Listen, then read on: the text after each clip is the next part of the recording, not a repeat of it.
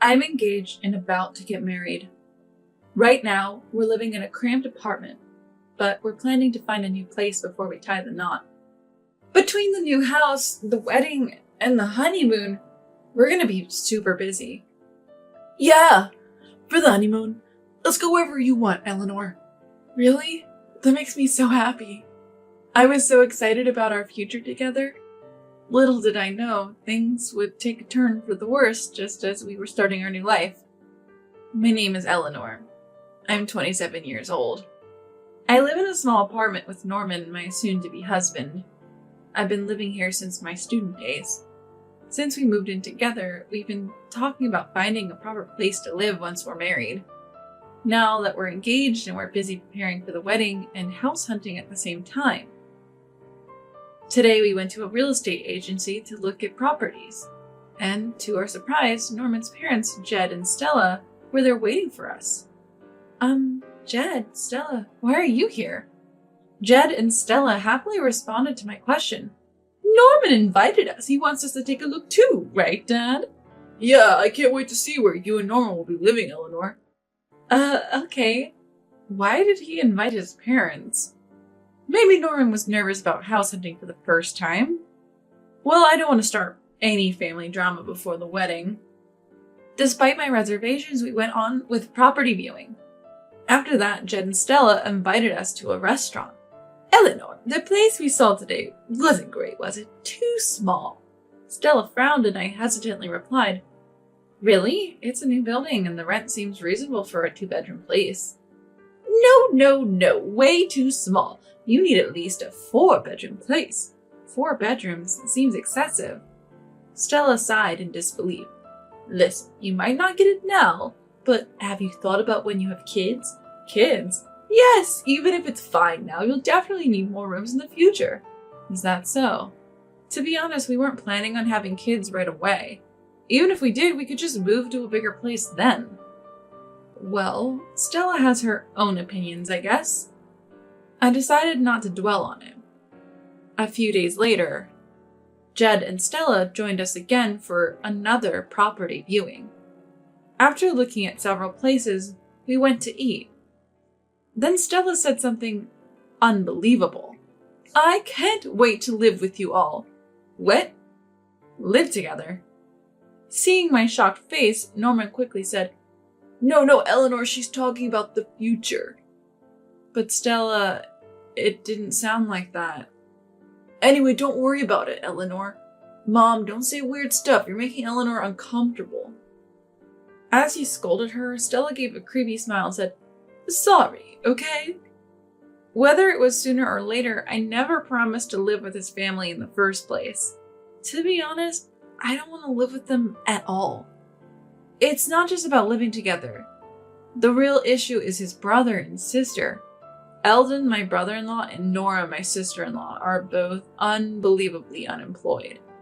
If they come to live with us, we'll end up supporting them financially. I've been strongly against this idea for a while now. But for now, Norman seems to be prioritizing my feelings. Even if Stella says she wants to live together, he would probably say no. I trusted Norman.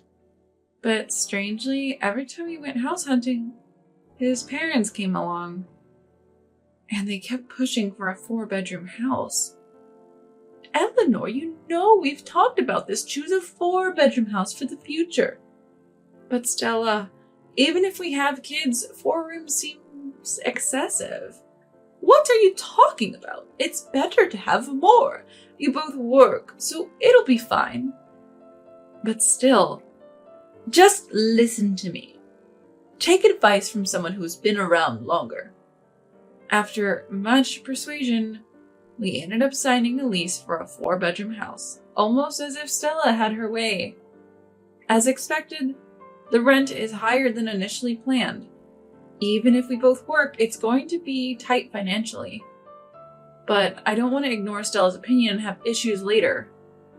Considering future interactions with my in-laws, I decided to see it as a necessary compromise. After signing the lease for the new house, the wedding is fast approaching. A dinner party was held at my in-laws' house to celebrate, and naturally, The conversation focused on us. My parents-in-law smile and talk to me. The wedding and the move are coming up. So exciting. Absolutely. It's time for celebrations. Then Eldon and Nora said something unbelievable. The new house looks spacious and nice. Norman, you did well. I didn't realize a 4-bedroom house would be so big. I couldn't let that comment slide.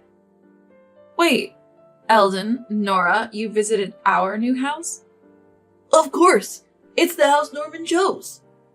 We're family, so we have to check it out. Are you kidding me? Who goes to check out their younger brother's new house without telling them? It's just weird, no matter how you look at it. With growing concerns, the dinner party at my in-laws' house ended. When we got home, I decided to double check with Norman. Norman, we agreed not to live together, right? Yeah, of course. Good. Stella keeps coming to the viewings, and what Eldon and Nora said today made me anxious. I'm sorry for making you worry. You don't have to, Eleanor. I'm glad you said that, Norman. Thank you.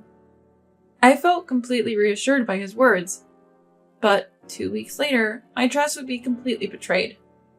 Our wedding went off without a hitch, and we went on our honeymoon. We had already moved our belongings to the new house from the old apartment. We planned to dispose of the remaining old furniture by the end of the month when we vacate the apartment.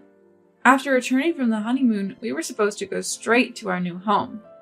We returned from our honeymoon full of memories. We arrived at our new home, filled with excitement for our future life together. Eagerly, we opened the door to our new place, and what we found was beyond belief. Ah, Norman, Eleanor, welcome home! Stella! What are you doing here? There she was, Stella, greeting us with a beaming smile. One by one, Jed, Eldon, and even Nora appeared from the back. I was so stunned that I couldn't move. Wait, what's going on here? What do you mean? We're family, right? We're living together, starting today. What? Stella's outrageous statement left me utterly confused. Hold on a second. What's happening? Why are they in our new home? Living together? All 6 of us in a 4-bedroom house? There aren't enough rooms. The in-laws feel at home in our new home. As I looked around, I saw that the house was already filled with their belongings. Stella spoke again, still smiling. Eleanor, let's get along, shall we? Wait, what do you mean, get along? I don't understand. What's not to understand? Living together was decided a long time ago after discussing it with Norman. What? With Norman? I glanced at my husband, who awkwardly looked away. You've got to be kidding me. He promised we wouldn't live together. He conspired with Stella behind my back. Barely containing my anger, I calmly told Stella, I wasn't informed about this, and besides, there aren't enough rooms for 6 people. 1 room for you and Norman, 1 for your father and me, and 1 each for your brother and sister. That's plenty. Who decided on this room arrangement? And Eldon and Nora get their own rooms? This is beyond audacious. I can't just suddenly live with you all. Stella responded nonchalantly. What are you talking about? You're working too, so it's fine. We were thinking you could support us all. Wait, support you? Yes.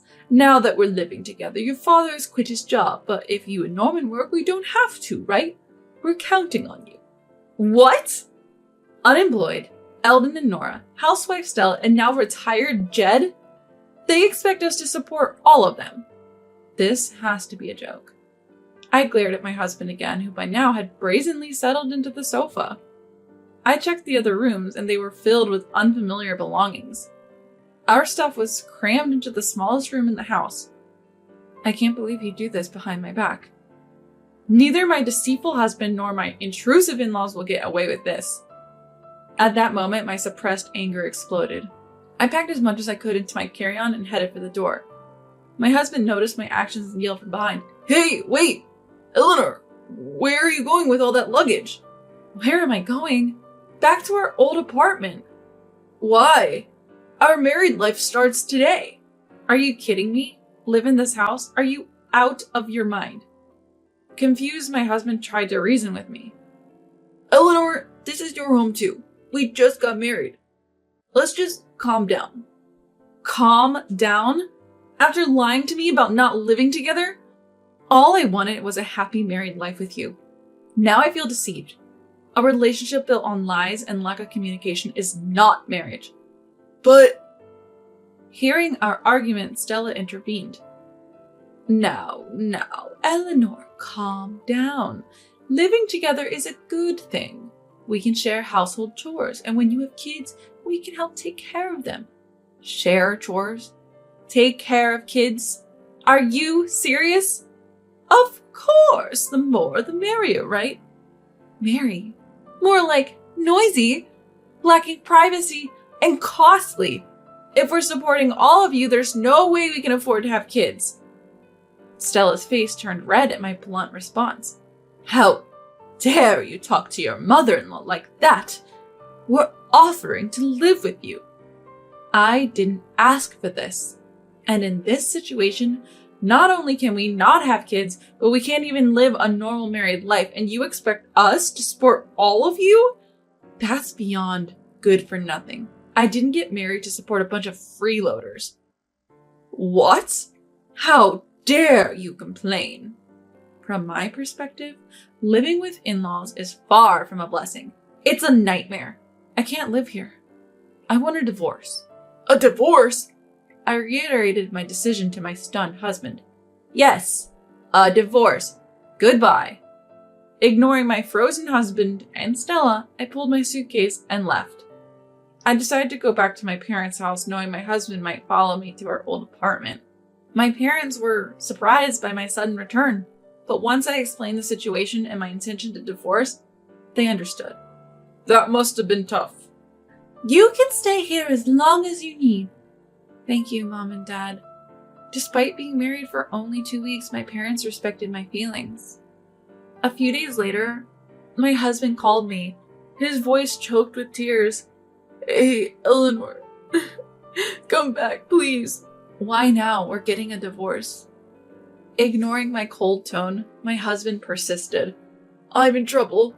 If we get a divorce now, I'll have to pay the high rent and living expenses for 4 people. Well, you brought this on yourself, didn't you? Don't say that. Can you at least help me with half the rent? Pay rent for a house I'm not living in? Are you insane? I need you, Eleanor. What you need is not me, but my money. I have no interest what happens to your family.